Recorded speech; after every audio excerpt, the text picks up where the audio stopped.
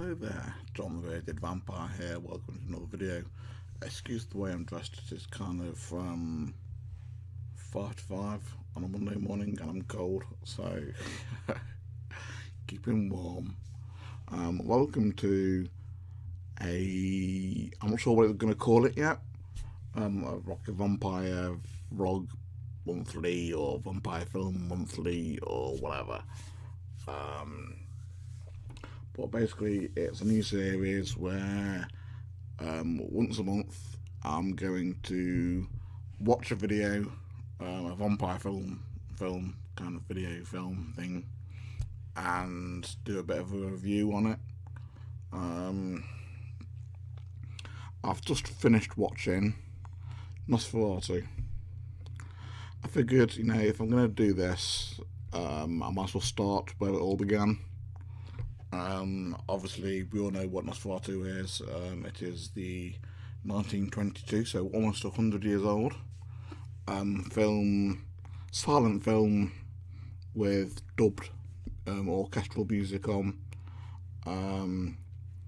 Count Orlok instead of Dracula, and other. It's based on Bram Stoker's Dracula, but they've kind of very loosely based it on the book.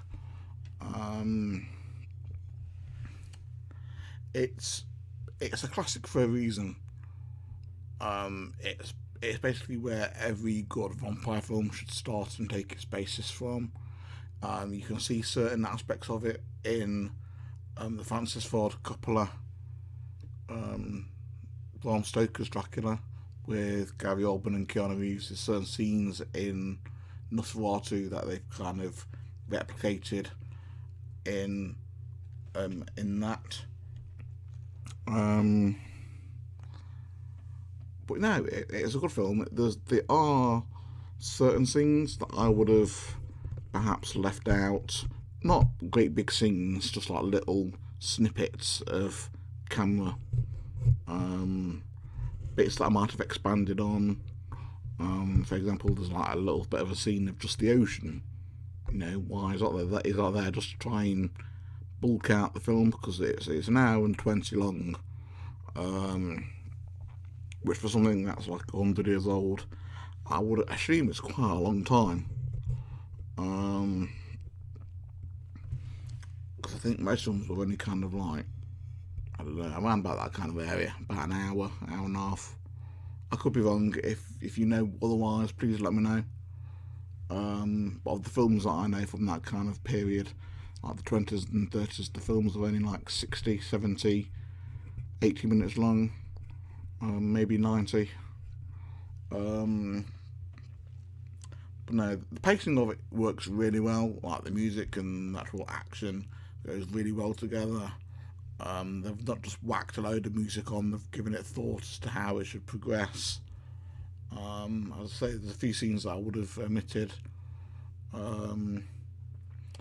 What I would have liked is, for some of the written scenes, for example, where you got the writing, I would have liked that to have been on the screen for a little bit longer. Maybe 1 or 2 seconds, a little bit longer, just so you can actually read all of it, because some of it's quite busy text. Some of it's just a few simple words like the master is dead, and that stays up for quite a bit of time.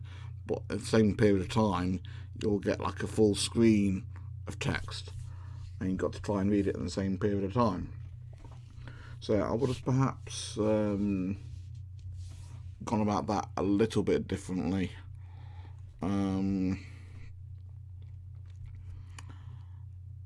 I'm not sure if it was intended, but they use different colour gradients as well in the filming.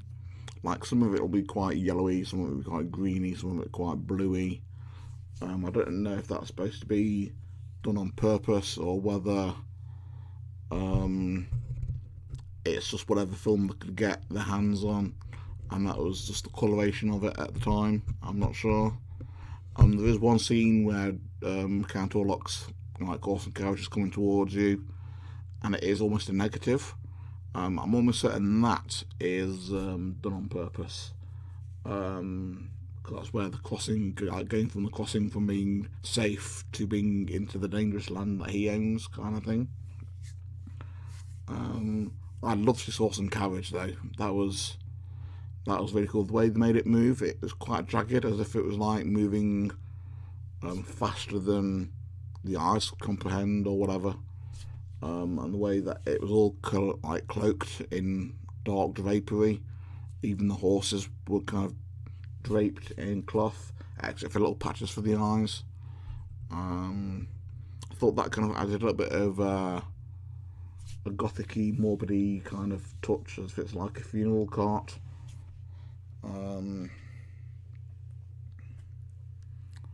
Some of the acting isn't great in it, but obviously this is like the early days.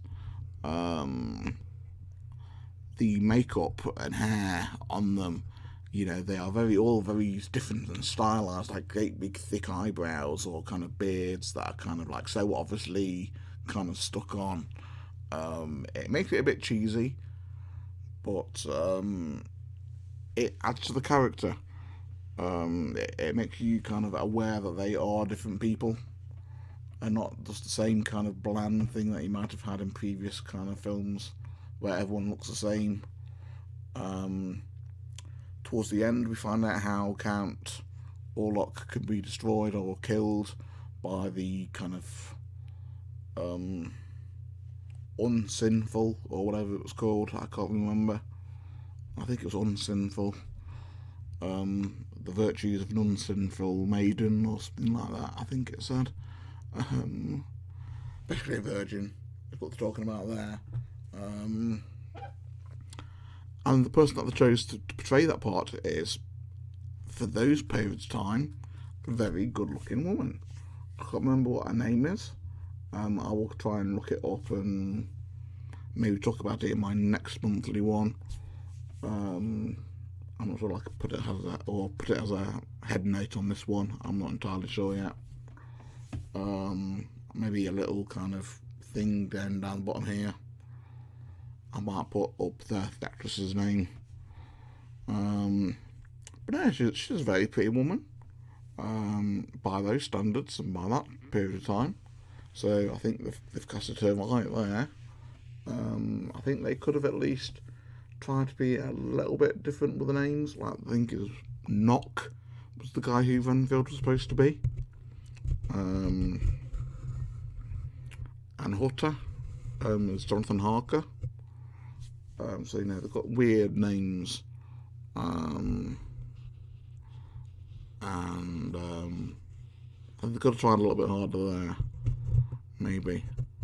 But no, it's a good film. It's definitely a classic, and it is a classic for a reason, and that is it is a good film. Paced well, as I've said, flows quite nicely from one scene to the other. It makes sense, more or less, from start to finish. There's a few things you kind of like figuring out, well, why did he become like that, and why did she become like that, when there was no kind of scene to transition into that. Like Knock, the reason that Knock in the book Renfield in Bram Stoker's Dracula, the reason that he goes crazy is because he met Count Dracula, and he kind of was like being kind of taught the ways of the dark side, or kind of whatever you want to call it, the Nosferatu, Dracula, kind of vampirism, whatever you want to call it. And when he became obsessed with it, you don't see it in the movie, you don't see it in the book, but it does reference it in the book that he once went there. And whereas in this Nosferatu film, there's no reference that he's ever been there or anything. He just goes from being like a normal kind of, what's the word? I don't know. I've completely lost the word there. Guys who sell buildings. Conveyors or something like that. I don't know. Building conveyors, I don't know. He goes from being a normal one of those to being a bit crazy. And there's no logical explanation as to why he does that. So, there's kind of things like that. And then Ellen, who is Hutter's wife, who's the protagonist or whatever, the hero, heroine of the film at the end. She goes a little bit weird. And again, in the book, it's explained. In Francis Ford Coppola's version, it's explained. But in this one, there's just nothing. There's just like it's almost as if there's like a connection between the three of them, between Count Orlok, Hutter, and Ellen. There's like some sort of weird bond going on. It's hard to explain. You probably have seen it. If you're watching this review, you've probably seen the film anyway, which is why you're probably watching the review of it. But what do you think of it? Would you say it is a classic? And do you think it's worth the praise that it gets, or do you think it should be just written off as a vampire story altogether? I know that there's some hate for the film, because of the fact it acknowledges it at the beginning in writing that it is part of Bram Stoker's Dracula, but the way they go about it is very loosely, so quite a lot of people don't like it for that fact. So yeah, let us know what you think. This is just a little quick description, little review. I'm gonna try and do one every month. This is January's. We're in a new month, a new year, so if we're gonna start doing this kind of series, I'm only gonna do the films I can get my hands on. Though I'm not gonna purposely go out and buy vampire films just for the sake of reviewing and then never watch it again.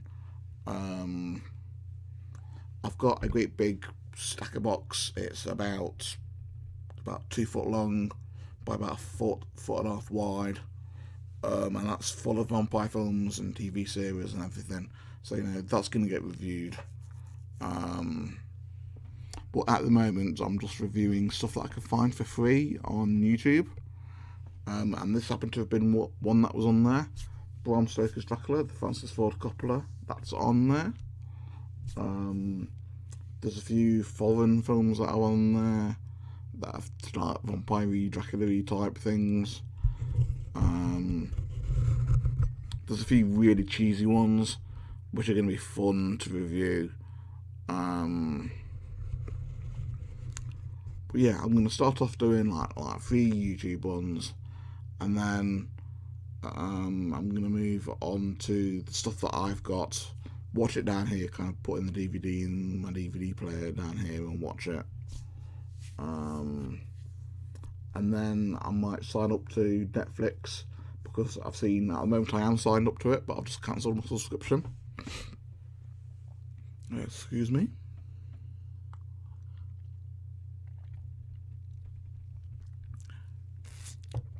But I've just cancelled my subscription to Netflix, so I didn't think there was anything worth there watching. I signed up to it initially to watch Star Trek Discovery, but I've kind of moved away from that a little bit, so I've kind of cancelled my subscription. But while I've still got it, I've just realised that there is a bunch of decent looking vampire style stuff on there. A few vampire films, a few vampire TV series. So I figured I might sign up and watch them. I'll do the same with Amazon Prime at some point, and other TV services that I can think of or find that have vampire films in there. Then I will move on to other stuff. I don't know yet. Either way, I'm going to try and cover a whole range of different vampire films, from the beginning that I've just done right up to modern day vampire films, which would be, I think the newest one that I'm aware of is Vampire Untold, or Vampire Untold, Dracula Untold, and Underworld Blood Wars. I think they're the 2 newest vampire films that I am aware of. Obviously, there might be some kind of cheap B movies that because they're constantly being made. But now I'm gonna say, start from the first, work my way through different periods of time, different kind of genres within genres, and different scales of productivity, like really cheap, low budget films and kind of big blockbusters, like Francis Ford Coppola, Underworld, right down to some really cheap and nasty ones. I've got one, for example, that I can tell you. One, for example, is Crucible of the Vampire, or Land of the Vampires, or Guardians of the Night, Therapy for a Vampire, Twilight Hunters. You know, they're going to be that kind of quality to start off with, and then build up to bigger and better stuff. So yeah, I've rattled on now for quite a bit. I just wanted to explain a little bit about what the series was going to be about. Because as we all know, I do call myself Vampire, Bearded Vampire, Vampire 2109, Vampire Unchained, depending on what period of time you know me from, you will know me as a vampire something. So yeah, I'm into vampires. I'm also into zombies. I used to be getting into zombies, so I'm tempted to do this series, but also with zombie films. Let me know in the comments if you would be interested in zombies as well as vampires. I'll do them separately. There will be 2 different playlists. They won't be all kind of mixed up together. It'll be 2 different playlists, 2 different things, 2 different times of the month or whatever. But yeah, tempted to do zombies as well because there's loads of zombie films out. Hope you've enjoyed this, and I'll see you all in another video. Thank you so much for watching. I really do appreciate it. Bye.